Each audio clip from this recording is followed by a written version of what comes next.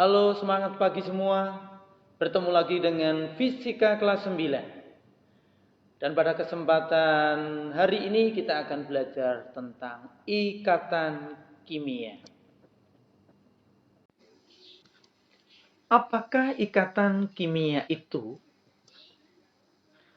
Ikatan kimia dapat diartikan sebagai kemampuan suatu atom bergabung dengan atom lain untuk membentuk molekul unsur atau molekul senyawa.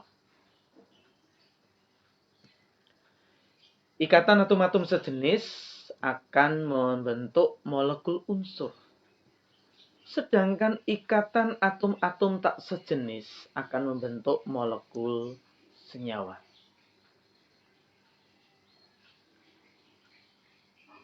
Materi unsur dan senyawa secara khusus akan diberikan di akhir pembelajaran bab 1 dari materi struktur atom ini.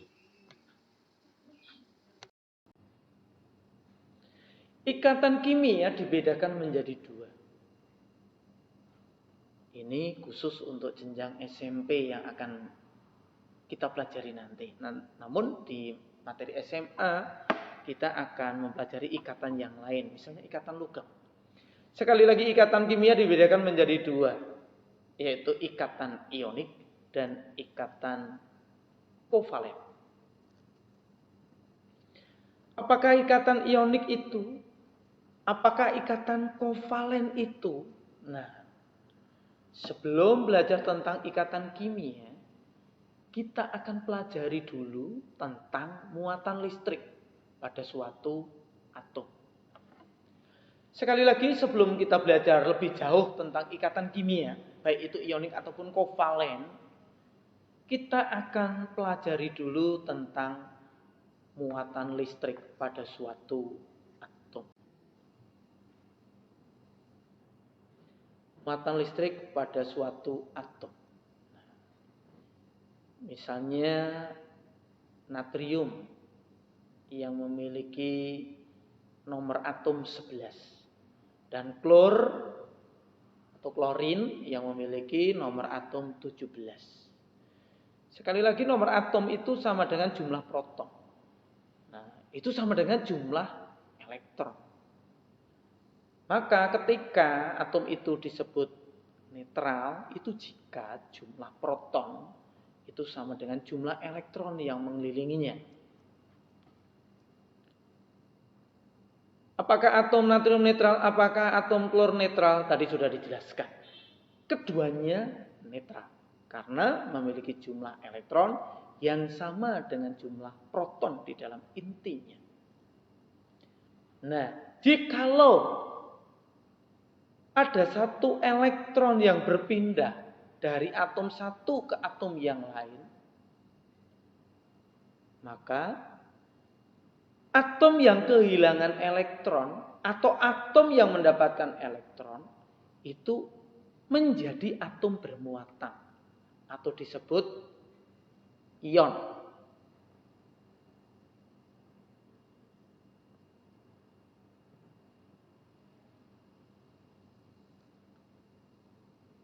Natrium kehilangan elektron, maka natrium kekurangan elektron dan menjadi ion positif atau kation. Atau dapat dituliskan Na+. Sementara klor menerima elektron, maka klor kelebihan elektron dan menjadi ion negatif atau disebut sebagai anion dan bisa dituliskan ion Cl-. Sekali lagi, suatu atom yang kehilangan elektron ataupun suatu atom yang mendapatkan elektron, maka atom-atom tersebut menjadi atom yang bermuatan. Atom yang bermuatan listrik disebut ion. Atom yang kehilangan elektron bermuatan listrik positif disebut ion positif. Dan atom yang mendapatkan elektron disebut atom bermuatan negatif. Atau boleh pula disebut ion negatif.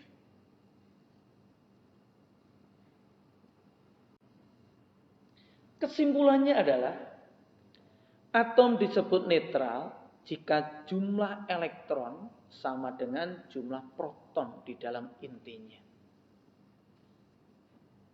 Yang kedua, atom yang kehilangan atau mendapatkan elektron itu disebut ion. Yang ketiga, atom bermuatan positif atau disebut pula ion positif jika atom tersebut kehilangan elektron atau kekurangan elektron. Atom bermuatan negatif atau disebut pula ion negatif jika atom tersebut mendapatkan elektron atau kelebihan elektron.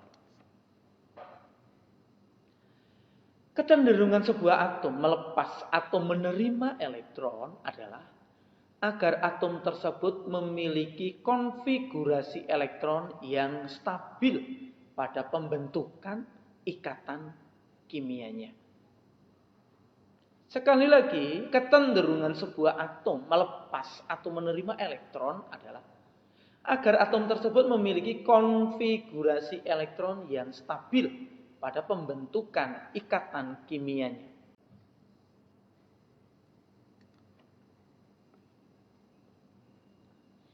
Kita masuk ke materi esensialnya, yaitu ikatan ionik. Apa itu ya ikatan ionik? Ikatan ionik adalah ikatan atom-atom untuk membentuk ikatan kimia dengan cara serah terima elektron atau pemasangan elektron untuk membentuk konfigurasi stabil, duplet atau oktet. Duplet itu maksimum elektron pengisinya 2. Kalau oktet maksimum elektron pengisinya 8. Ikatan ionik pada umumnya terjadi pada unsur logam golongan 1A, golongan 2A, dan unsur non-logam golongan 6A dan golongan 7A. Sekali lagi, ikatan ionik pada umumnya terjadi pada unsur logam golongan 1A dan 2A dan unsur non-logam golongan 6A dan golongan 7A. Khusus untuk materi ini dapat kalian baca di buku pegangan kita, Sains kelas 9 halaman 16. Contoh yang pertama, pembentukan senyawa pada natrium klorida atau NaCl. Ketika natrium dan klor bereaksi, maka yang terjadi? Natrium memiliki konfigurasi elektron 281. Sementara klor memiliki konfigurasi elektron 287. Maka ketika reaksi itu terjadi, natrium akan melepaskan 1 elektron. Dan elektron itu diterima oleh klor. Artinya, natrium sekarang kehilangan 1 elektron. Dan klor mendapatkan 1 elektron. Natrium karena kehilangan 1 elektron maka menjadi ion positif. Dan kita tuliskan Na plus dengan konfigurasi 28. Sedangkan klor yang mendapatkan 1 elektron maka kepadanya bermuatan listrik negatif atau menjadi ion negatif. Dan kita boleh menuliskan Cl- dengan konfigurasi elektron 288. Na plus dan Cl min sekarang memiliki konfigurasi elektron yang stabil.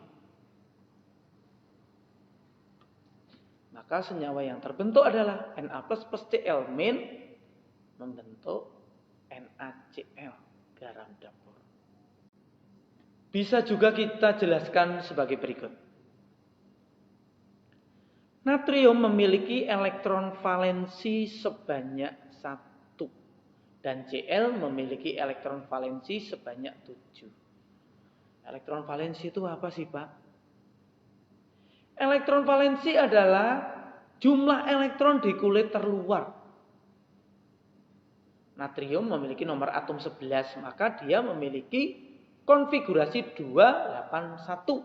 Artinya elektron valensinya 1. Klor memiliki nomor atom 17, berarti konfigurasi elektronnya 287. Dan elektron valensinya 7. Untuk memiliki struktur elektron yang stabil, maka atom natrium melepas 1 elektron. Sehingga memiliki konfigurasi stabil 2 dan 8. Dan membentuk ion Na+. Sedangkan pada atom klor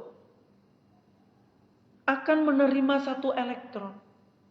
Sehingga memiliki konfigurasi elektron 288. Karena mendapatkan 1 elektron, maka klor boleh kita tuliskan Cl-.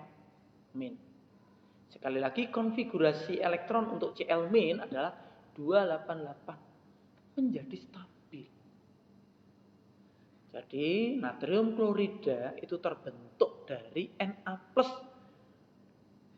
dan Cl-.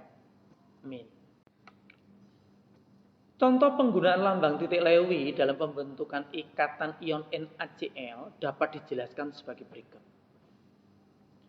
Na memiliki elektron valensi 1. Sedangkan klor memiliki elektron valensi 7. Maka serah terima elektron untuk keduanya menjadi stabil dapat kita saksikan gambar sebelah kanan. Sekarang Na memiliki elektron valensi atau jumlah elektron di kulit terluarnya 8. Sedangkan Cl di kulit terluarnya juga memiliki elektron valensi 8. Keadaan inilah yang disebut stabil. Ikatan kimia yang terbentuk adalah NaCl atau garam dapur yang stabil.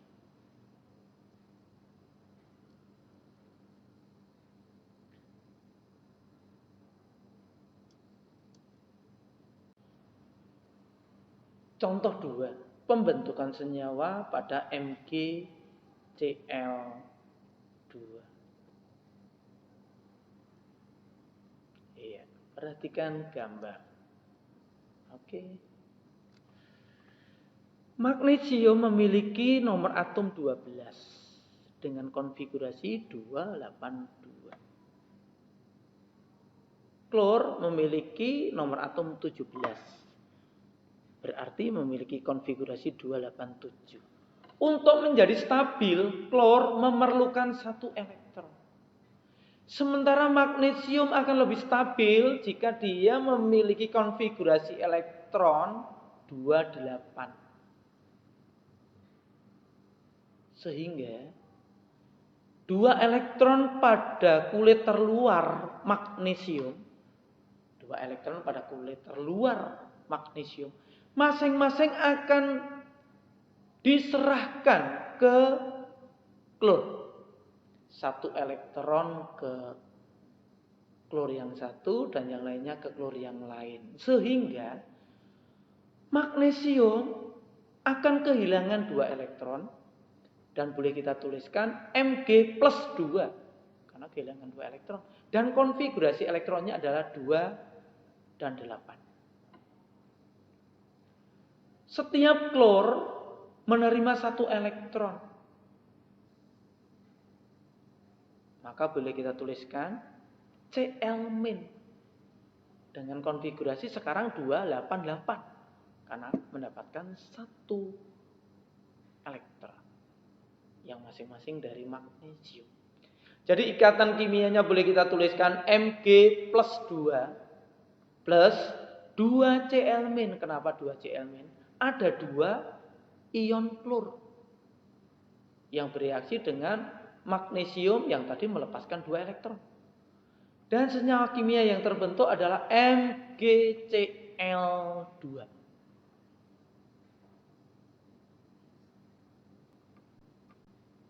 Kalau tidak jelas nanti boleh tanya kepada Bapak Ibu guru.